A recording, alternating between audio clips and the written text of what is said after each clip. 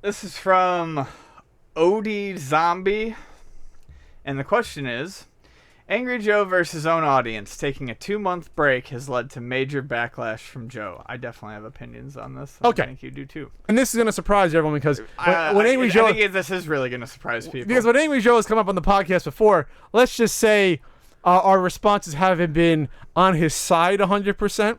No. When it came to talking about Nintendo copyright and things of that nature.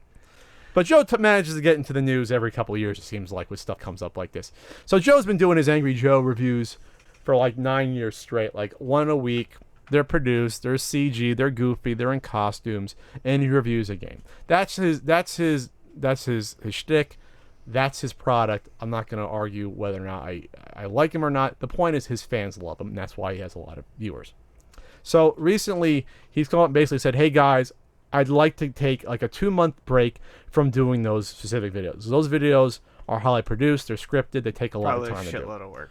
And he's, and as he said in the past, he's like, hey, I never get to have a vacation. Maybe he had a short break. I think he did his last one after, like, right before E3. He wants to have a break. And he's still putting out other content on the side, like movie reviews, maybe stuff on Twitch. So he's not even taking a full-on break. Not a full break, just from the main series, the one that, quote-unquote, people subscribe for. Okay. So he said that, and his fans went absolutely ballistic on him. He said, things like, this is not what we're here for. How dare you? How can you do this other content? You said you're taking a vacation, you're still doing this other content, things like that. Hey. So he basically went to quote unquote war with his fans, basically, calling them out here and there.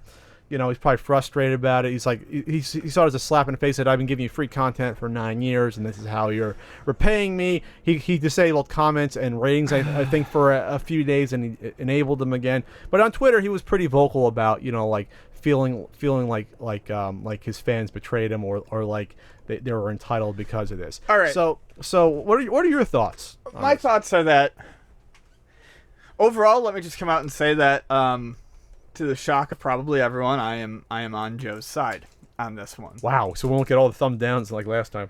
Or maybe we will. We will for those fans that are. We're going to anyways. I'm on Joe's side on this, and I don't know that Joe maybe necessarily handled the situation as well as he could have, but I absolutely understand the frustration, and if I was in the same position as him, which I'm not and never will be, I may have vented my frustration in similar ways as well.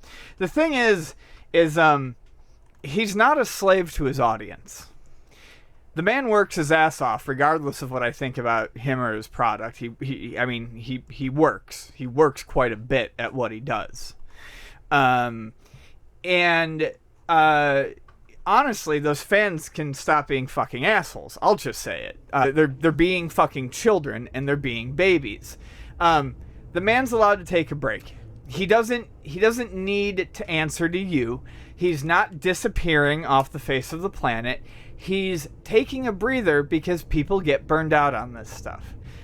People forget that this is actually a job, and that people who do this like he does, or like you do with your Pat the NES Punk videos, Gerard does with completionist videos, Norm does with his gaming historian videos, these all take a lot of work in the background to do. It's not like people just show up and throw on fucking costumes and turn on a camera. This is work. It's not ad-libbed. Yeah. I wish it was. I wish it was that easy. Right. It's not a Let's Play. It's not. So he's... I don't get it. But this is... The problem is... And I do have to say this, and this is a cautionary tale as well, and this is where I break from Joe just a little bit. I'm not breaking from what Joe... I stand with Joe on the issue of he deserves a break and he should not be beholden to fans, but Joe has kind of built a... Joe's fan base is pretty fucking toxic. And this is kind of what happens when a toxic fan base is left to run unchecked. How are you quantifying that? Just from what you've seen? The response just from what I've seen. It's interesting. Maybe overzealous. I would say that. I would say overzealous. Maybe, if I may say, maybe could mature here and there. I'm not saying everyone, but from the responses I've seen to when we talked about them, and they've come after us, I'm like, this isn't our audience. This is a different sort of audience. I don't know if toxic is the right word, but I mean definitely overzealous. Really amped up, like ready to go at any second. Well, that's how Joe is, though. Well, so true. I guess you can have the conversation. How much is a content creator responsible for their audience? Are they the ones solely responsible for cultivating it, or sort of like is he to have expected this backlash? Did he create this at some point based on how his fans are? I mean, that's another conversation. I think. I feel like he probably could have expected this. Just from seeing the fan base and the types of fans. And I think the better thing to have done would have just been like, too bad. And just carried on. I don't know that there was any benefit from getting into it deeper than he needed to. This is what he said about when he's disabled the comments. I think we should put him back up. He said it's concerted effort from haters and trolls and people who are easily manipulated, and now they have tried to destroy my other content. I guess they were going on other videos and complaining. What happened with the comments is that they devolved into shouting matches, and when I saw that happened on a video game related video, and that's how I was like, okay, enough. Then I think people are getting on because he also had a schedule of videos that he tried to keep to and he couldn't. And that probably fed into this as well. He said the schedule of video is probably the worst thing I could have done. If you're a creative-based YouTuber, don't create for yourself some schedule. People thought that I swore and I promised in the video that I would stick to the schedule. When you go back and watch the video, it's probably a previous one. I never said that this is set in stone. I even said that this is not set in stone. We're experimenting with this. We just want to have more regular content. In his video from 6 months ago, Vargas does say that they are trying out a new schedule and that some things may take more time.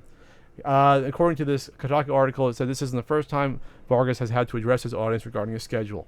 In December 2016, Vargas tried bargaining with his audience, explaining his burnout and a desire to take a break. In quotes, I can do 2 reviews a month, and if you are happy with that, can I have permission to do my movie reviews? Now, obviously, he wasn't asking for explicit permission, but probably an implied permission that, will you not fucking revolt like you have here? And that's where I would like to say, that is where you cannot let your audience get to the point where they can dictate your life to you. Nope. You can't even, to me, imply that. If you're going to go into the game like this, and obviously, this is like going back to Godfather 2, this is the life that we chose to do. Yeah, right. Mo Green was a kid. Hey, you know what? He got shot in the eye, but I didn't complain. I didn't ask who did it. This is the life we chose. So this is a life Joe has chosen for himself for the last 9 years. Be that as it may, that still does not give the audience the right to dictate his life and schedule. No. If you're unhappy with his workload, obviously you can complain. I would say that it's probably a better use of your time is just don't watch those videos or come back when he's back to a schedule you like. Because once you feel entitled enough to say that, oh, how dare you take a vacation? I mean, come on. You don't have that power. You might, and maybe that's what it is. Maybe the audience thinks they actually do. They feel entitled to that since, like, oh, we propped you up for this long. You know, we have a say in how you do this. Maybe that's the thought process. I obviously don't agree with that. They should fuck off. Well, it's the same thing with me when people say, why don't you go back to what quote-unquote brought you to the table or what your channel was founded on. It's like, well, you really don't control what I do in my life and my creativity. Right. That's what it comes down to. And if he feels burnt out, he feels burnt out. I feel burnt out too at times. But, like I said, this is the life you chose to do.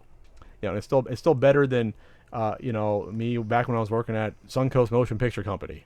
That was the worst job I ever had. So there you have it. And plus, people evolve. After 9 years, you might want to do something different. Yeah, and not do the same stuff. I'm still surprised, like Gerard and guys like Linkara are doing weekly, episodic, same content year after year. I'm like, that's incredible. Even if you have a team helping you, that's really nuts that you have that sort of work ethic. And not just that, you haven't gotten tired of it yet. Yeah. You aren't creatively burnt out.